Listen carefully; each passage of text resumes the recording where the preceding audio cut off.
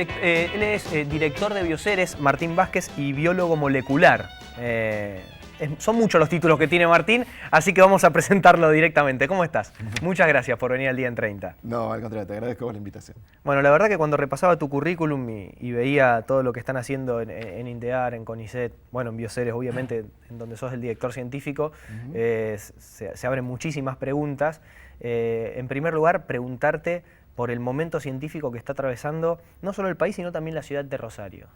Sí, muy buena pregunta, fantástico. Digamos, la verdad que es un momento fantástico, que se inició, digamos, si querés, hace unos 7 años con la creación del Ministerio de Ciencia, y se empezó con una política de Estado en ese sentido, que tenía mucho que ver con mostrar lo que hacían los científicos en el laboratorio, pero sacarlo del laboratorio y llevarlo a lo que llamamos una ciencia translacional, que puede empezar a mostrar esos avances científicos en hechos concretos, en tecnologías concretas, en productos concretos, en servicios concretos.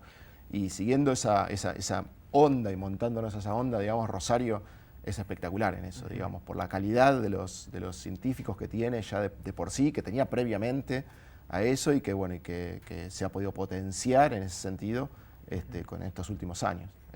Es privilegiada Rosario en ese sentido en el país. Martín, ¿qué es la genómica?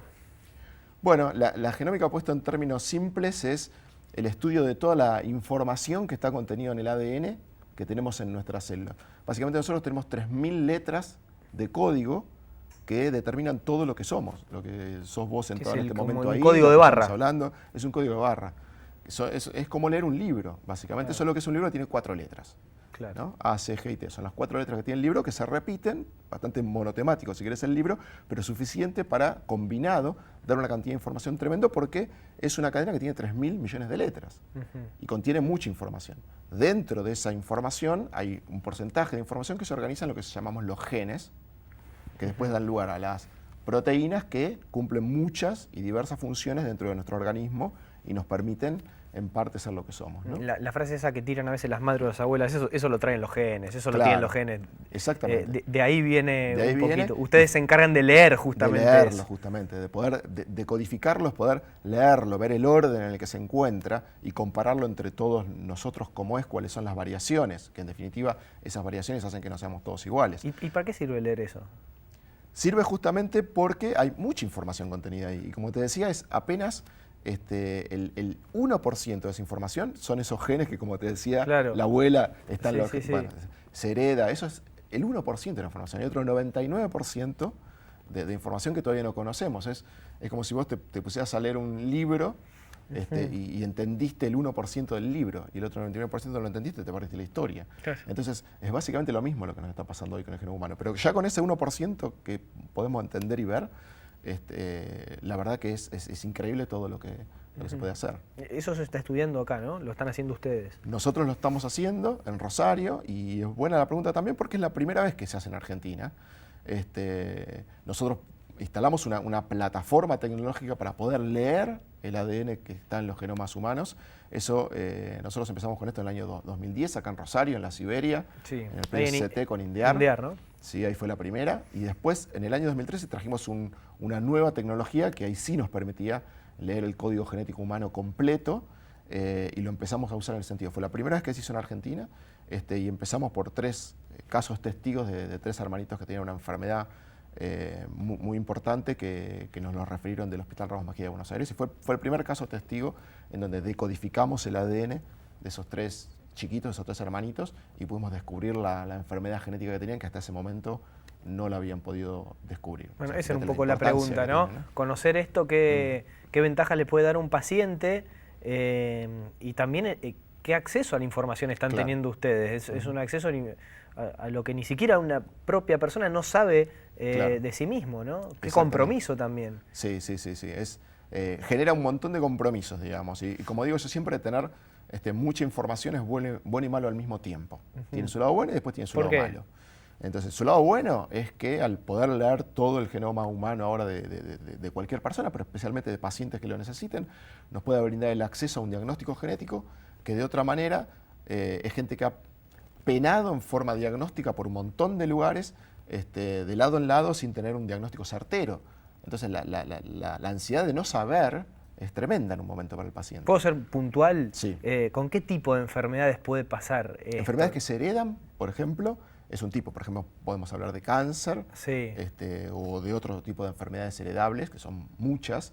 Se conocen más de 8.000 tipos de enfermedades que se heredan, y que las sufren, mismo si hicieron una cuenta rápida en Argentina, más de 2 millones de personas. Entonces, ese tipo de enfermedades que se heredan y se desconoce la causa, una de las aplicaciones más directas que tiene poder leer el código genético humano y entender, aunque sea dentro de ese 1%, hurgar dentro de ese 1%, es descubrir dónde está el error Claro. que está generando esa enfermedad. Y entonces con eso dar una oportunidad. ¿Y dónde se puede disparar? Caso personal, mi mi padre muere de cáncer, mi tío también. Puedo tener cierta tendencia hereditaria. Este estudio a mí me permitiría saber si soy propenso o no a tener esa enfermedad. Es exactamente ¿Algo parecido a lo que sucedió con Angelina Jolie también? ¿O fue claro, diferente eso? Exactamente. Ella tenía una propensión hereditaria que venía de la madre y de la abuela, digamos, a sufrir cáncer de mama. Y eso está en los genes. Hay una serie de variaciones que ocurren naturalmente en los genes en la población que dan esa predisposición hereditaria. Y que en un momento, gracias a los estudios que hicieron, se sabe que si vos tenés esa variación en un determinado gen, la propensión a tenerla es muy alta, es muy alta en particular. Entonces, como la madre lo había sufrido y la abuela también, ella decidió hacerse un estudio para saber si llevaba esa variación mala. Este estudio. Claro, este estudio. Claro. Llevaba una variación negativa, mala, que hacía que estuviera heredándolo en la familia. Y descubrió que sí, que efectivamente también la llevaba. Y bueno, por eso después decidió, digamos, accionar sobre eso de manera de operándose, ¿no? Este tipo de no sé llamarlo intervención o estudio, hoy es algo nuevo, pero en algún momento va a ser, no sé si un derecho, pero se va a popularizar, uno imagina, ¿no? ¿Ese es un poco el objetivo también? Es el objetivo, por supuesto. Hoy, pensá que bueno, estamos empezando con todo esto, es la primera vez que lo estamos haciendo en Argentina. Normalmente hace 1 o 2 años atrás empezó con este tipo de ensayos que los médicos genetistas lo empezaban a pedir cuando veían este tipo de situaciones bien claras, pero se mandan al exterior, a Estados Unidos puntualmente, porque es pionero en ese tipo de cosas, ¿no? Y tiene, digamos, las mejores tecnologías en ese sentido. En Argentina no es así. Nosotros empezamos a hacerlo en Argentina y puedo decir que de acá a 1 año que venimos trabajando ya hemos puesto a punto muchas de estas cosas para que se puedan hacer acá en el país. Entonces, como todavía estamos en desarrollo, por supuesto que todavía por ahí los costos son todavía un poquito más altos, digamos, pero la idea es que esto tenga una accesibilidad a todo aquel que lo pueda necesitar. Ahora, esto pensando un poco más adelante va a incidir directamente en la calidad de vida de las personas. Hasta van a prolongar la vida de las personas. Absolutamente, yo creo que sí. Que en parte, digamos, uno de los beneficios que vas a ver es ese.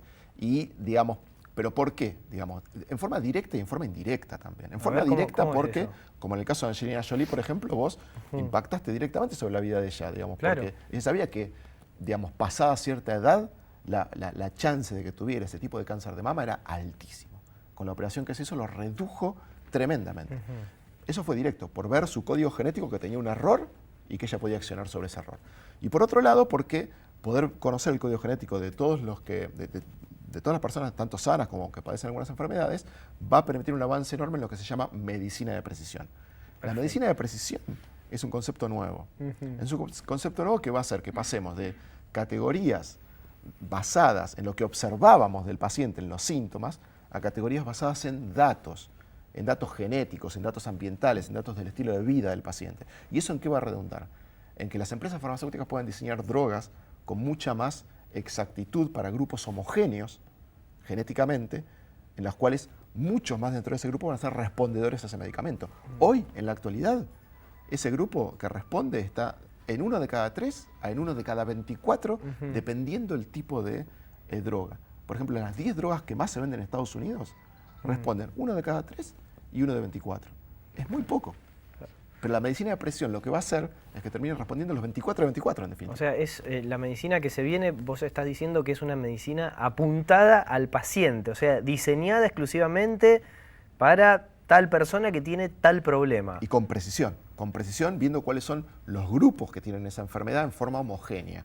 De manera que la droga que se desarrolla le impacte favorablemente a los 24 y no a un pequeño grupo de esos 24 como pasa en la actualidad.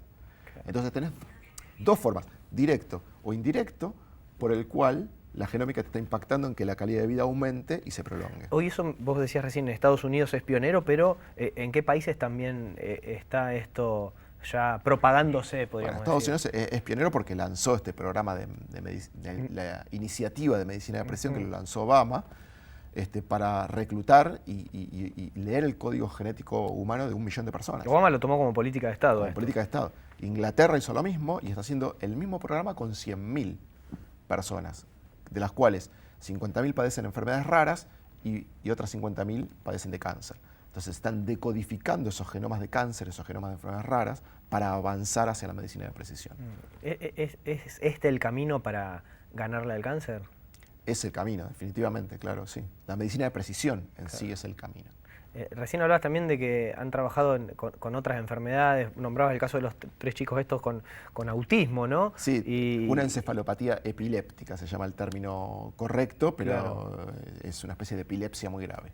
Y también puede prevenir en este tipo de enfermedades que, estamos hablando de las enfermedades que todavía la medicina no pudo dar o no pudo generar un resultado positivo. Si bien obviamente claro, se puede localizar un cáncer, se puede extirpar, el autismo se puede tratar también con estimulación, pero hay veces que no hay respuesta, ¿no? Sí, es lo que yo te decía, hay 2 beneficios directos y rápidos que yo veo en que vos puedas obtener un diagnóstico genómico de cuál es el error en tus genes que está causando esa enfermedad pediátrica en un chico o en un adulto. El primero es acabar con una odisea diagnóstica. Porque en general van de médico en médico, de diagnóstico en diagnóstico, y siempre negativo. Y esa ansiedad diagnóstica de no saber qué tenés, digamos, claro, es todavía peor para la enfermedad. Sí. Entonces los médicos te refieren que apenas nosotros le hemos dado, en estos casos testigos que hemos hecho hasta ahora, la solución diagnóstica concreta, tenés esto, se acabó la ansiedad. Y dicen que en ese momento eso ya es parte de la cura. Claro. Parte de la cura. Bajar la ansiedad diagnóstica es parte de la cura. Es lo más cercano. Y lo segundo también es que al conocer qué es lo que tienen, hay distintos ensayos con medicamentos alrededor del mundo que están en prueba. Si vos no conoces exactamente qué tenés, es muy poco probable que te dejen ingresar a ese tipo de ensayos de drogas a nivel mundial, nuevas. Tenés que conocer qué tenés para ingresar. Entonces, esas 2 vías rápidas son, me parece, las más concretas que te da el beneficio de tener un diagnóstico genómico. Te pregunto básicamente cómo es el estudio. ¿Que hay una extracción de sangre? El estudio normalmente es una muestra de sangre inicialmente, no necesita ser invasivo. Por ahí en algún caso puntual, cuando estudias algunos tipos de cánceres que querés estudiar el lugar concreto donde se está desarrollando el cáncer o donde está haciendo metástasis, etcétera, por ahí puede llegar a ser invasivo, obtener células de ese sector, pero si no, normalmente, en la gran mayoría de los casos, es no invasivo, que significa tomar una muestra de sangre. Y desde esa muestra de sangre, nosotros sacamos de ahí las células y de ahí el ADN, que con las máquinas tecnológicas que tenemos nosotros disponibles acá en Rosario, en INDEAR, podemos leer todo ese código genético humano, que ya te digo, son 3.000 millones de letras, en un tiempo récord, porque lo estamos pudiendo hacer en una noche. Por supuesto que después el análisis, la interpretación de eso es mucho más que eso, ¿no? Y puede llevar más tiempo. Martín, quiero preguntarte por tu formación como profesional y cómo transitaste el camino para llegar a donde estás hoy. ¿Vos estudiaste biología? Yo estudié biología. ¿En dónde? En la Universidad de Buenos Aires. Yo soy de Buenos Aires en realidad. Sí. Estudié la licenciatura en biología y después doctor en biología en la Universidad de Buenos Aires, en la Facultad de Ciencias Exactas y Naturales, en Ciudad Universitaria, en la UBA. Hice mi carrera allá. Y después hace... ¿Naciste dónde? Nací en la provincia de Buenos Aires, en Avellaneda. Perfecto. En Avellaneda. Así que ¿Hincha de? Y como nací en Avellaneda, soy hincha de... Y para mí Independiente, pero... A ver qué apuesta. Sí, obvio. Pegué, si decía el otro se levantaba y se iba. Obvio. Y bueno, y lo que te decía, hice toda mi carrera ahí y hace 4 años, en realidad 5 ya, en el 2010, me mudé a Rosario con esta iniciativa. O sea que llegaste a la ciudad sí, con este proyecto. Con este proyecto. Hace 5 años cuando me lo propusieron me dijeron, mira, la genómica nos interesa, se estaba fundando INDEAR en el CCT de Rosario, me dijeron, la genómica nos interesa, es central para nosotros por todo esto que se viene, tenían esa visión.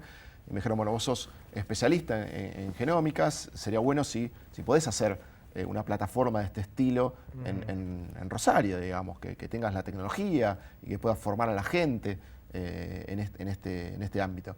Y cuando me dijeron, no lo dudé, por un montón de cosas. Primero porque La primera es que me parecía fantástico que se descentralizara de Buenos Aires. Es una creencia mía personal que estaba muy buena. Yo hice toda mi carrera en Buenos Aires y veo cómo todo está centralizado, desde la tecnología, todo. Y me parecía que estaba muy bueno que la primera vez que se hacía algo como esto sea fuera de Buenos Aires. Y que no en cualquier lado, porque también no estaban dadas las condiciones en cualquier lado. Hay que ser realistas, pero la ciudad de Rosario es una ciudad ideal. Vos sé que hay una gran cantidad de rosarinos que no tienen idea de lo que está pasando y de lo que es INDEAR y lo que se trabaja con el CONICET. ¿Lo podés explicar un poco para que la gente lo pueda Sí, básicamente, entender? digamos, el Centro Científico Tecnológico de Rosario, que está ahí en la Siberia, es un centro científico tecnológico poderosísimo. Te diría que uno de los mejores del país, por lo que concentra en institutos, tanto en institutos de investigación del Estado, como en el caso de INDEAR, que es una empresa privada con una alianza estratégica con el CONICET, por eso está ubicada ahí adentro. Pero digamos, la masa de científicos y de tecnologías que concentra ahí adentro. ¿Cuántos científicos tenemos? Y mira, además es muy diverso, porque por ejemplo, INDEAR tiene un foco en biotecnología industrial, biotecnología agrícola, servicios de alta complejidad, tecnológicos.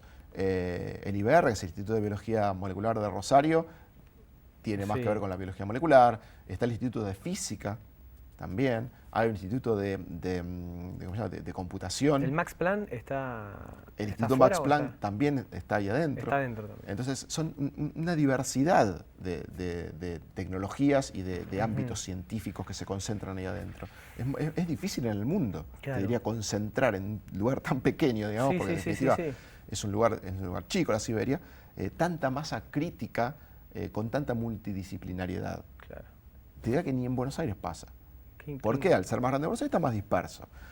Pero lo que se ha concentrado ahí es realmente un potencial enorme. En cantidad no te sabría decir exactamente porque se han ido mudando los institutos en el último tiempo que se han ido inaugurando. Lógico. Pero te diría que más de 1000 no tiene techo hay. esto.